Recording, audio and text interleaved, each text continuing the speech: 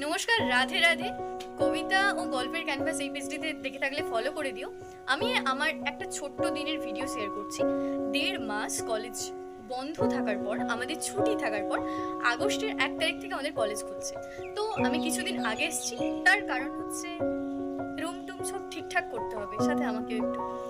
যাই হোক, এই ভিডিওটা করার একমাত্র কারণ কি জানো? কারণটা হলো এই যে আমরা স্টুডেন্ট, আমরা বাড়ি ছেড়ে যখন বাইরে আসি আমাদের জীবনের কতটা পরিবর্তন হয়, ঠিক কতটা। চলো দেখা যাক আমার দিনটা কেমন কাটে, আর আমার রুমের বেলকনি থেকে ভিউটা কেমন দেখাচ্ছি তোমাদের। বাংলা মাসে সময়টা এখন শ্রাবণ মাস, বর্ষাকাল। আর এই বর্ষার দিনে কখনো হালকা বৃষ্টি তো কখনো রোদ রোদ ঝলমলে এখন আপাতত, আবার কখনো চাইলে বৃষ্টি হবে। আকাশটা কত সুন্দর, কত পরিষ্কার।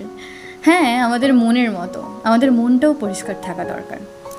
হ্যাঁ, যেটা বলছিলাম, তারপর একটা সময় পর আমাদের জীবনে পরিবর্তন আসে। আমাদের ভালোবাসার গ্রাম শহর আপনজন ছেড়ে পাড়ি দিতে হয় অনেক দূরে। এই যেমন আমি বাড়ি ছেড়ে আজ অনেক দূরে আছি।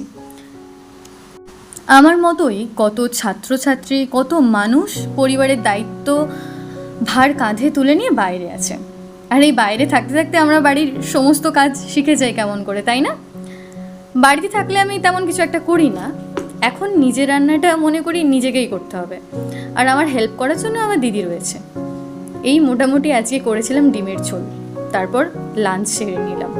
লাঞ্চের পর বিকেলবেলা আমি একটু বেরিয়েছিলাম বন্ধুদের সাথে দেখা করতে। বন্ধুদের সাথে কথা বললে মনটা ভালো থাকে।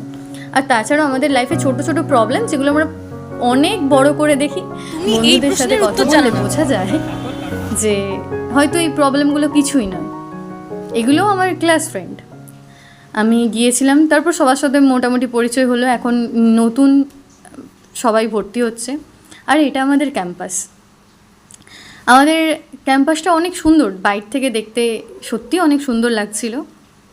মোটামুটি আমাদের জীবন স্ট্রাগলটা শিখিয়ে দেয়। বাইরে আসার পর নিজের সাথে লড়াই, বাইরে সবার সাথে লড়াই করতে লাগে।